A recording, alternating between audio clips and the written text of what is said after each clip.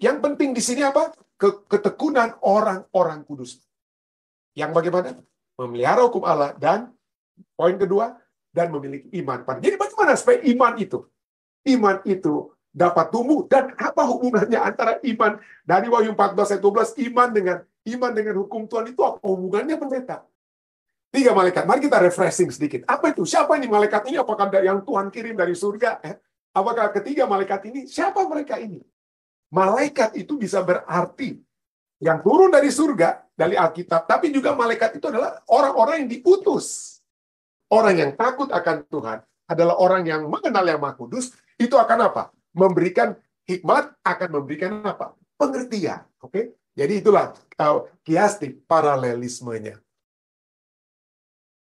Bagaimanakah Allah mempersiapkan iman Anda saat ini untuk menghadapi apa yang akan terjadi di masa depan? Jadi, bagaimana iman kita dipersiapkan? Apa itu iman? Percaya. Bagaimana percaya kita itu disiapkan? Bagaimana kita dapat memiliki iman Yesus itu? Bagaimana kita dapat memiliki iman di dalam Yesus atau dari Yesus tersebut? Ya. Ingat pelajaran kita Wahyu 14 ayat 12. Saya tidak akan tulis lagi. Mungkin tidak akan muncul lagi di catatan di bagian tambahan. Tapi ingat terus, yang penting di sini apa? Wahyu 14 ayat 12 katakan apa? Yang penting di sini adalah ketekunan orang-orang kudus yang memelihara hukum Allah dan iman kepada Yesus. Iman dari Yesus, dari iman di dalam Yesus. Ya. Tapi ini dua. Jadi yang penting di sini apa? Ketekunan orang-orang kudus. Yang bagaimana? Memelihara hukum Allah dan poin kedua, dan memiliki iman. Jadi bagaimana supaya iman itu dapat tumbuh, dan apa hubungannya antara iman dari Wahyu 14 ayat 12, iman dengan hukum Tuhan itu apa hubungannya, pendeta? Itu kan bukannya satu hal yang berbeda. Mari kita lihat kesamaan, ya, atau hubungan, lebih tepatnya bukan kesamaan tapi hubungan antara iman dan hukum tersebut. Untuk hal tersebut, mari kita mulaikan lagi dengan apa? Melihat pekabaran 3 malaikat tersebut. Walaupun seringkali orang-orang Advent dituduh, waduh, kalian orang Advent ini cuma tekankan malaikat yang ketiga, ya, tentang patung, tanda binatang, wah, jor-joran itu istilahnya, ya, mau cari tahu tentang apa itu si binatang itu siapa dan lain sebagainya. Tapi nanti kita lihat, ya. Mari kita fokuskan bukan yang pekabaran malaikat yang pertama, bukan kedua dan ketiga, tapi nanti kita akan lihat untuk menjawab pertanyaan tadi, bagaimana iman kita dapat dipersiapkan, kita akan fokus hanya kepada pekabaran malaikat yang pertama. Tapi mari kita lihat ketiga pekabaran 3 malaikat ini, ya. Wahyu 14 ayat 7 katakan, takutlah akan Allah, muliakanlah Dia. Oke? Takutlah akan Allah dan muliakanlah Dia, karena telah tiba saat penghakimannya, dan sembahlah Dia yang telah menjadikan langit dan bumi dan laut dan semua mata air. Kita sudah bahas tadi malam pekabaran malaikat yang pertama. Lalu kemudian kedua, seorang malaikat lain, malaikat kedua menyusul Dia dan berkata, sudah rubuh apa? Babel, kota besar itu yang telah memabukkan segala bangsa dengan anggur hawa nafsu cabulnya. Jadi seringkali katanya orang Advent ini fokusnya tentang Babel, dan Advent ketiga ini Wahyu 14 ayat 9 sampai dengan 10. Dan seorang malaikat lain, malaikat ketiga, menyusul mereka dan berkata dengan suara nyaring, jikalau seorang menyembah binatang dan patungnya itu dan menerima tanda pada dahinya atau pada tangannya, kita sudah pelajari tadi malam, maka ia akan minum dari anggur murka Allah. Misalnya anggur, kita seperti tadi malam, ya, cawan anggur, minum anggur itu adalah untuk apa? Tawaran keselamatan. Tapi kalau tawaran keselamatan itu ditolak, itu menjadi cawan murka Allah, bukan cawan kasih Allah, darah Yesus, bukan, ya. Kenapa? Karena seorang yang menyembah binatang dan patungnya, orang-orang yang menyembah binatang dan patungnya, yang merujuk kepada pelajaran dari Wahyu pasal ke-13. Tadi malam kita sudah pelajari hal ini. Jadi sekarang kita lihat bahwa ada 3 malaikat. Oke. 3 malaikat. Mari kita refreshing sedikit. Apa itu? Siapa ini malaikat ini? Apakah yang Tuhan kirim dari surga? Apakah ketiga malaikat ini? Siapa mereka ini? Siapa nama-nama mereka? Apakah mereka Gabriel atau siapalah mungkin, ya? Siapa nama ketiga malaikat ini? Nah, kalau kita lihat kata malaikat di dalam Alkitab itu dari kata, atau angel itu dari kata angelos. Angelos artinya itu adalah a messenger, seorang utusan. Atau dapat juga berarti angel atau delegate, atau delegasi, yang diutus, orang yang menjadi delegasi, didelegasikan, diutus. Nah, siapa mereka ini?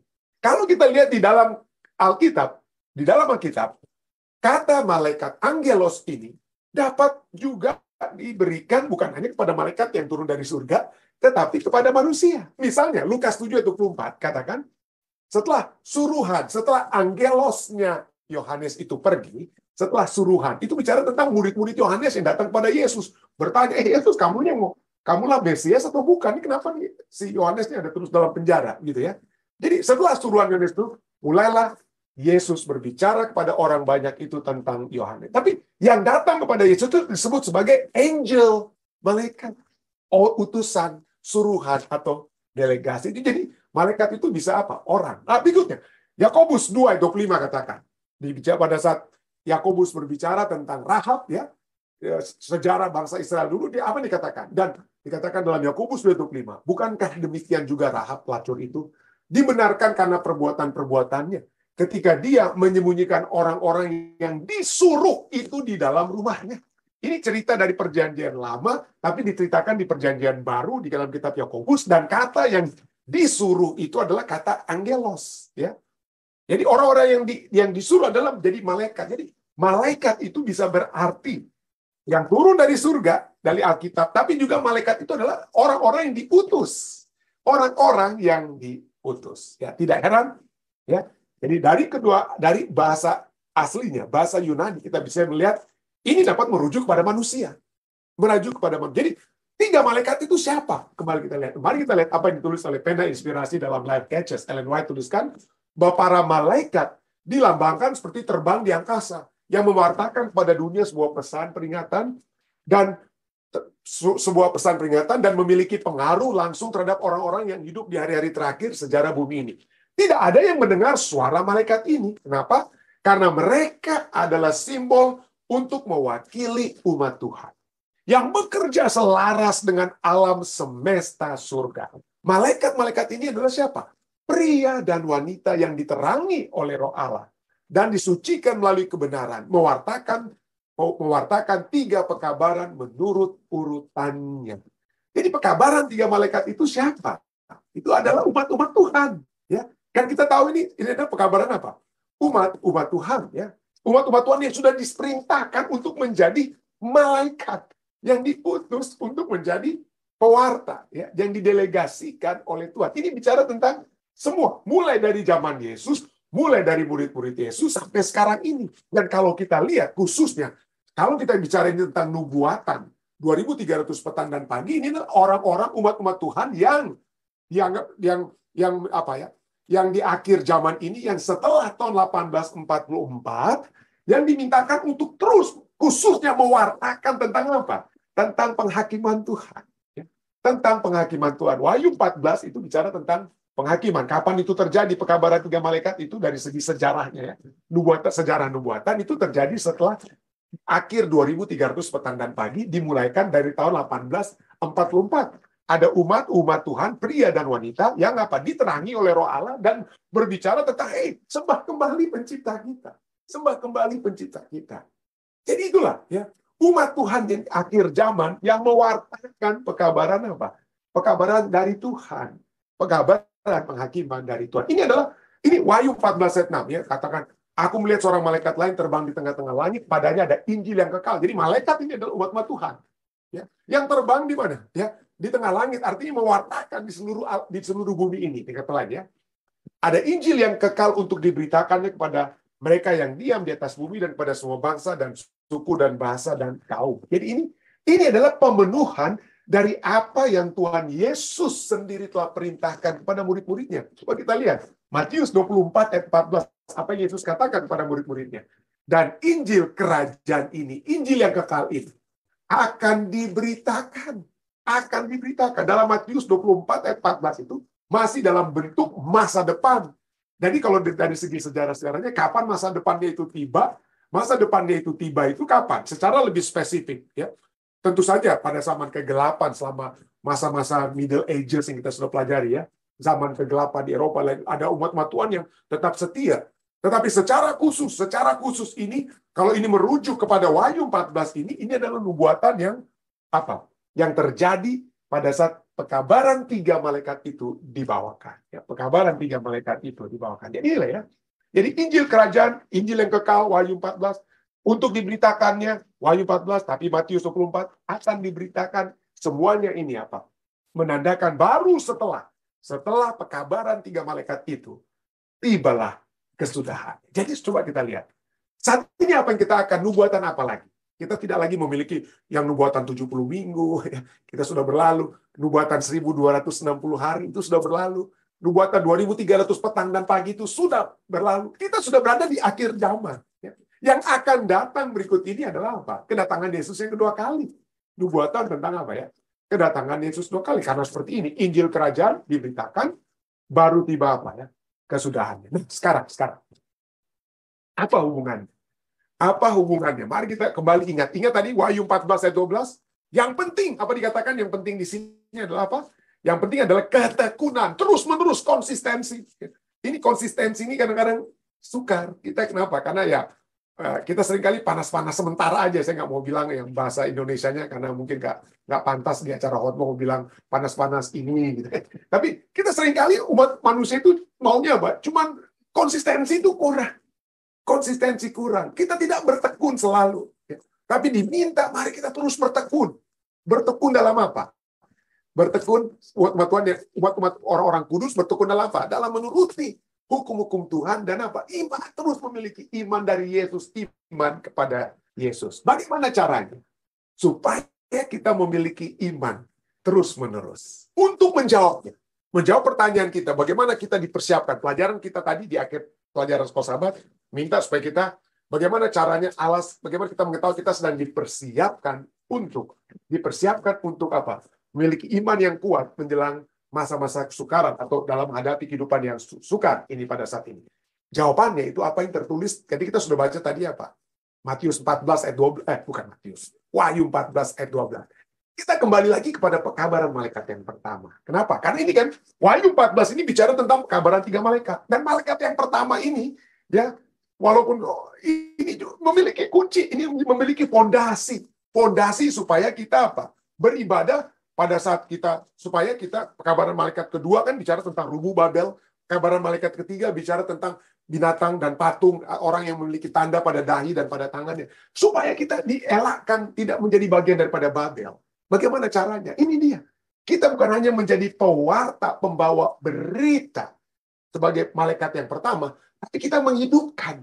Kita juga harus menghidupkan.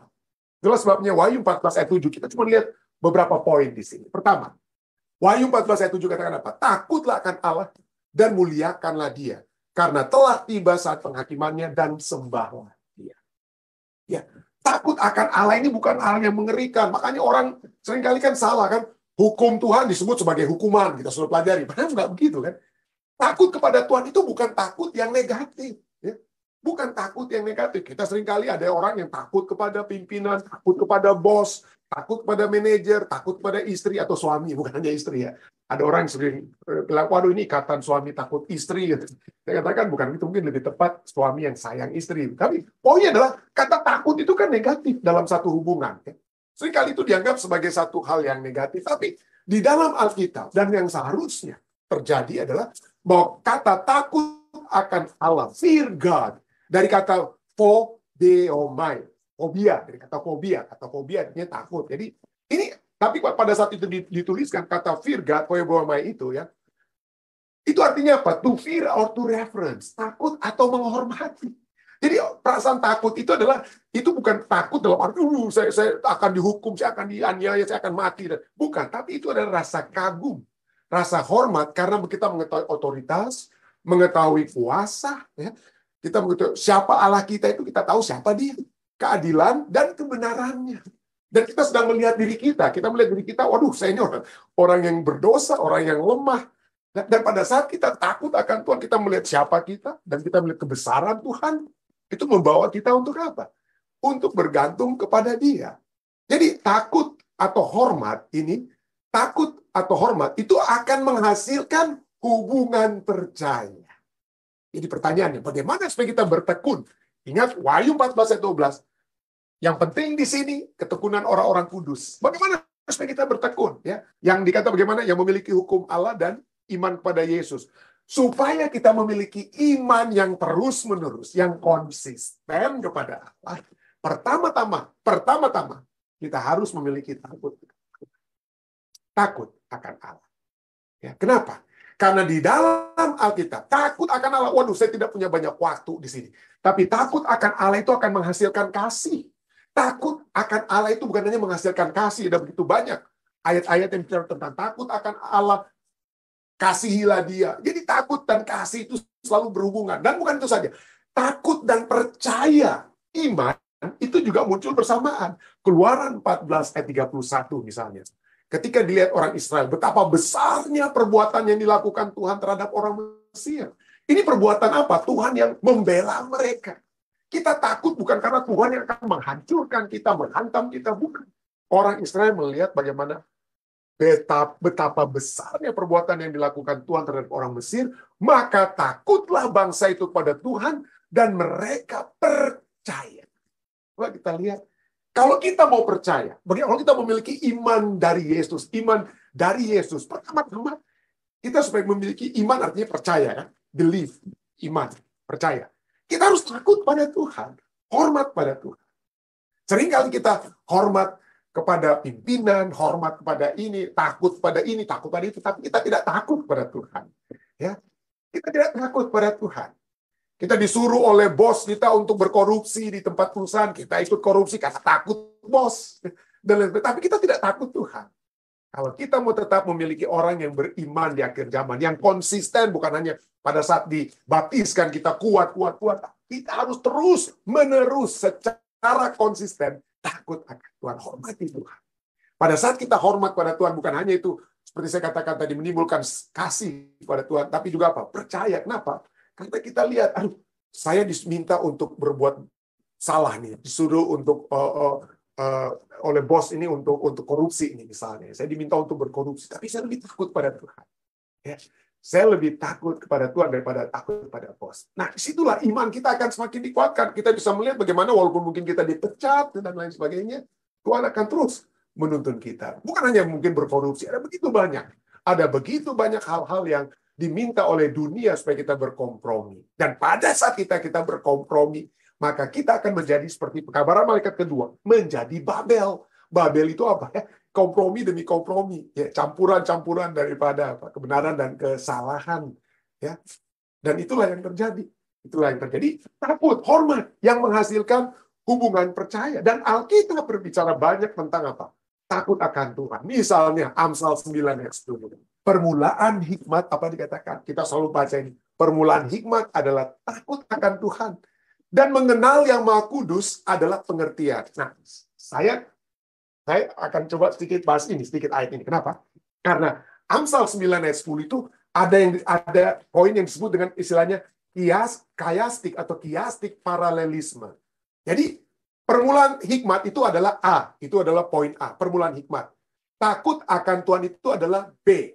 Nah, A dan B ini ada bayangannya, yaitu yang bayangannya adalah apa? Kalau kiastik ada paralel. Kalau paralel ini seperti begini. Kalau kiastik ini yang A dan B ini kemudian B dan A. Jadi ini saya saya mungkin nggak sempat tulis gambarnya, tapi kurang lebih seperti kali ya. A dan B dan B dan A. Jadi di sini permulaan hikmat dia punya paralelnya, itu permulaan hikmat itu apa? Itu artinya apa? Pengertian. Hikmat itu kan pengertian. Jadi permulaan hikmat itu dia mulai dari A. Dia di A, lalu dia punya A, bayangan A-nya itu adalah pengertian. Jadi A dan A bayangan. Lalu yang di tengah itu adalah satu kesatuan ya dengan kata lain ya. A, B, kalau saya mohon maaf saya tidak sempat tadi buat dia punya dena, tapi ini menjadi A, B, B, A, Aba. Ya, A itu permulaan hikmat, B itu takut akan Tuhan.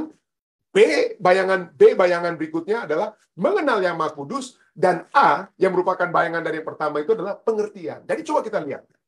Takut akan Tuhan di sini artinya apa? Adalah orang-orang yang mengenal yang Maha Kudus. Kalau saudara dan saya mau disebut sebagai orang yang kenal dengan Tuhan, itu adalah Anda menjadi orang yang takut akan Tuhan. Ya, orang yang takut akan Tuhan adalah orang yang mengenal yang Maha Kudus. Itu akan apa? Memberikan hikmat, akan memberikan apa? Pengertian. Oke? Jadi itulah kiastik paralelismenya. Jadi ini dia.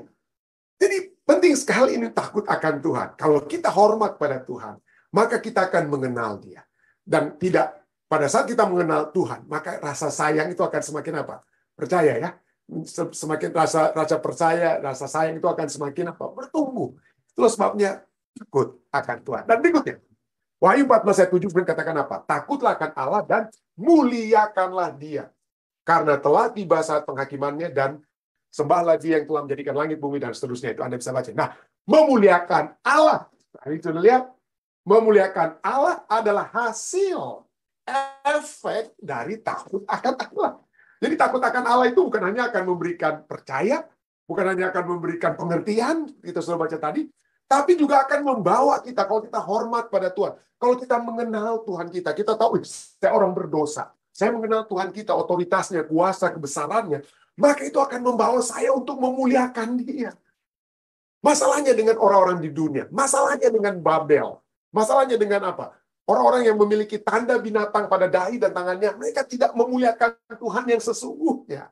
Kenapa? Karena mereka tidak takut akan Tuhan. Kenapa mereka tidak takut akan Tuhan? Karena mereka pikir, hukum Tuhan itu sudah tidak ada, kita bebas. Manusia dapat kita sembah, diri kita dapat sembah. Untuk segala kesenangan diri kita dan sebagainya, kita nggak perlu takut akan Tuhan.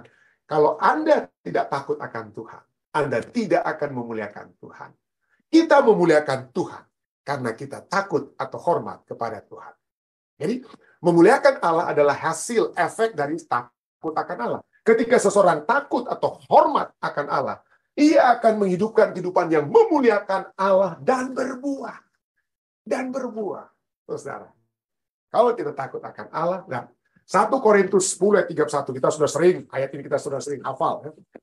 Paulus katakan, aku menjawab, jika engkau makan, jika engkau minum, atau jika engkau melakukan sesuatu yang lain, apapun yang kamu lakukan, lakukanlah semuanya itu untuk kemuliaan Allah. Anda bisa hanya memuliakan Allah kalau Anda itu hormat takut akan Allah. Kalau Anda tidak takut akan Allah, Anda minum apa saja mau diminum. Anda mau makan apa saja yang mau dimakan. Dan akibatnya Anda tidak memuliakan Allah. Anda memuliakan diri dan kesenangan-kesenangan yang kita mau lakukan dalam kehidupan dunia ini. Itu masalahnya. Kenapa masalah dengan orang-orang menjelang akhir zaman dan lain sebagainya? Karena mereka merasa mereka itu bebas untuk melakukan apa saja. Mereka bukan untuk memuliakan Allah. Mereka memuliakan diri mereka sendiri. Menyenangkan nafsu makan mereka sendiri, nafsu minum mereka, nafsu sensual mereka sendiri, dan lain sebagainya. Itu kan tidak takut akan Allah.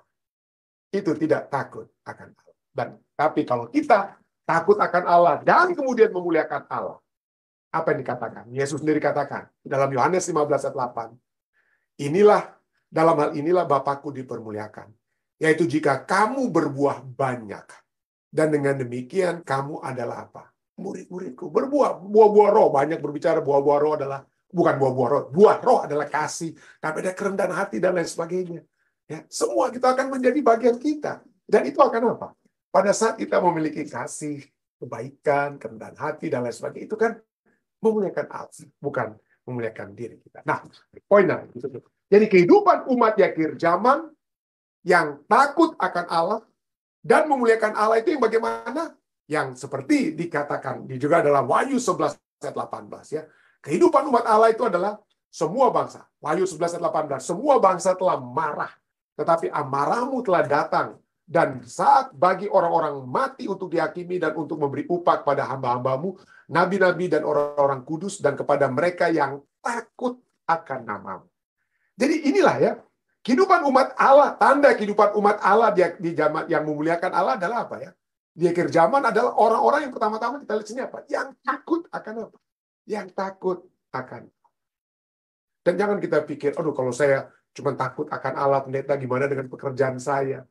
Bagaimana dengan hubungan saya? Banyak orang kan, yang banyak di antara kita yang seringkali, pendeta, saya tahu kabaran yang kita sudah pelajari bersama sekian tahun ini adalah pekabaran-pekabaran yang memang sesuai dengan firman-Mu Tuhan. Tapi bagaimana dengan keadaan saya nanti, keluarga saya nanti akan apa? Kucilkan saya akan diusir oleh orang istri saya, suami saya akan diusir oleh anak-anak saya kalau saya mengambil keputusan untuk mengikuti Yesus. Ya. Seringkali itu menjadi pergumulan kita ya. Seringkali itu menjadi pergumulan kita. Kita takut. Kita takut pada apa resiko pada saat kita takut akan Tuhan. Apa resikonya kalau kita takut akan Tuhan? Kita tidak perlu takut ya. Kalau kita lebih takut kepada Tuhan daripada kepada manusia, maka hasil terbaik itu akan menjadi bagian saudara dan saya. Kita kan tidak tahu apa yang akan terjadi di depan kita ya. Tapi kalau kita berani untuk berjalan, berani untuk bertekun sebagai orang-orang yang dikuduskan Tuhan dengan menuruti kehendak Tuhan dan iman percaya kepada Tuhan karena kita takut kepada Tuhan, maka Tuhan akan memberikan hasil yang terbaik. Hasil yang terbaik. Raja Salomo, dia sudah lihat semua, dia sudah mengalami semua, dia punya kekayaan, dia punya kekuasaan, dia punya kehormatan yang dipuja-puja, dia raja yang hebat dan lain sebagainya, semua bangsa, raja-raja dari kiri kanan datang kepadanya, dia punya banyak istri ya, 700 gundik, 300 istri, waduh, gimana itu ya? Jadi semuanya dia miliki, tapi apa yang Raja Salomo katakan? Semuanya itu sia-sia. Kebijaksanaannya, kepintarannya segala macam yang di orang-orang puja-puji Raja Salomo, dikatakan semuanya sia-sia. Kalau Anda baca kita pengkhotbah katakan semua itu sia-sia. Tapi ada satu yang tidak sia-sia. Apa itu yang tidak sia-sia? Inilah ya. Akhir kata, dia katakan dalam pengkhotbah 12 ayat 13. Akhir kata yang paling penting, seperti pekabaran dalam Wahyu 14 ayat 12. Wahyu 14 ayat 12, yang penting di sini adalah apa? Ketekunan orang-orang kudus yang menuruti hukum Allah dan apa? Dan iman kepada Yesus Kristus. Hal yang sama dikatakan oleh seperti yang sama ya. Yang penting atau akhir kata dari segala yang didengar ini adalah apa? Takutlah akan Allah dan berpeganglah pada perintah-perintahnya. Sekali lagi, itulah sebabnya takut akan Allah itu akan membawa kepada memuliakan Allah. Takut akan Allah membawa kita untuk percaya kepada Allah. Ya. Dan kenapa? Apa hubungannya percaya itu dengan hukum? Ini. Pengkhotbah, firman Tuhan menghubungkan selalu. Menghubungkan pada saat kita sebagai orang-orang yang percaya. Orang-orang yang takut akan Tuhan, yang menghormati Tuhan, yang percaya. Itu manifestasi daripada takut itu kita berpegang pada perintah-perintah itu. Manifestasi orang-orang kudus adalah orang-orang yang berpegang pada perintah-perintahnya. Bukan saya yang bilang. Wahyu 14 ayat 12 katakan apa? Yang penting ketekunan orang kudus yang apa? Berpegang pada hukum-hukum Tuhan dan apa? Iman kepada Yesus. Dan di sini Raja Salomo katakan apa? Takutlah akan Allah. Hormatilah Allah. Percayalah kepada Allah. Lebih daripada percaya kepada dirimu sendiri. Takut akan Allah. Lebih percaya kepada Allah daripada kepada bosmu dan lain sebagainya. Anda boleh tambahkan sendiri. Takutlah akan Allah, ya, percayalah kepada Allah dan berpeganglah kepada apa? Perintah-perintahnya. Kalau Allah sendiri katakan, "Hey, lebih baik apa? Kamu percaya kepada aku. Lebih baik kamu mengikuti aku daripada mengikuti anggota keluargamu. Ya, mereka akan mengecilkan kamu, kamu akan dibuang, kamu akan dibina. Tapi jangan takut. Kok yang aku berikan, beban yang aku berikan itu ringan. Aku akan memberikan kekuatan. Aku yang akan mengangkat engkau. Aku yang akan memberikan jalan keluar yang tidak kamu bayangkan. Kalian pikir ya, seperti mungkin ya kata-katanya. Kalian pikir pada saat kalian menuruti atau lebih takut kepada istri, kepada suami, kepada anak-anak yang akan mengusir kalian keluar dari rumah, kalian tidak akan punya apa-apa. Aku kan punya segala sesuatu. Tuhan katakan ya, Tuhan bilang, aku yang pemilik segala sesuatu. Aku yang akan apa? Berperkara. Percaya kepadaku. Untuk supaya itu, peganglah apa? Peganglah perintah-perintahku. Itulah sebabnya pengkhotbah ini katakan demikian. Akhir dari segala yang didengar ini. Akhir inti daripada kitab pengkhotbah. Bukan kekuatan, kekuasaan, kepintaran, dan lain sebagainya. Tapi apa? Takutlah akan Allah. Berpeganglah pada perintah-perintahnya. Karena ini adalah kewajiban setiap orang. Musa sendiri sudah berbicara kepada orang Israel ya. Tuhan Allah berbicara kepada orang Israel melalui kepada Musa. Apa yang Allah katakan kepada mereka? Ulangan 5:29 katakan apa? Kiranya hati mereka selalu begitu. Yakni takut akan Aku. Percaya kepadaku, gantinya percaya kepada manusia. Hormat kepadaku, gantinya hormat pada manusia. Takut akan Aku dan berpegang pada segala perintahku. Jadi Wahyu 14 ayat 12 itu sangat indah kalau kita hubungkan ya. Itu bicara iman pada Yesus itu selalu satu tema Alkitab. Iman kepada Yesus, takut pada Allah, takut pada Yesus ya.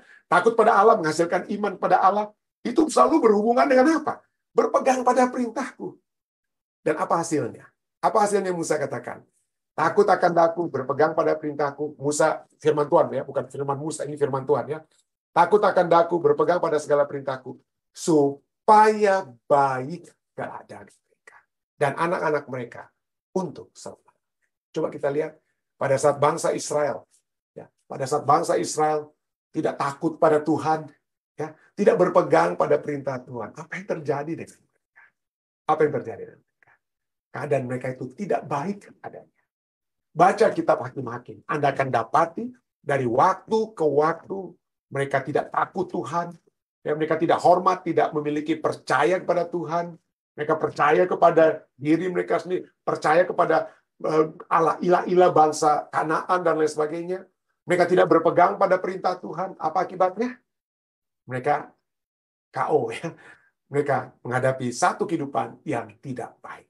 Firman Tuhan sudah katakan, hormatilah Tuhan, takutlah kan Tuhan. Ya, takutlah kan Tuhan. Percaya kepada Tuhan. Gantinya percaya kepada manusia dan lain sebagainya. Berpegang pada perintah.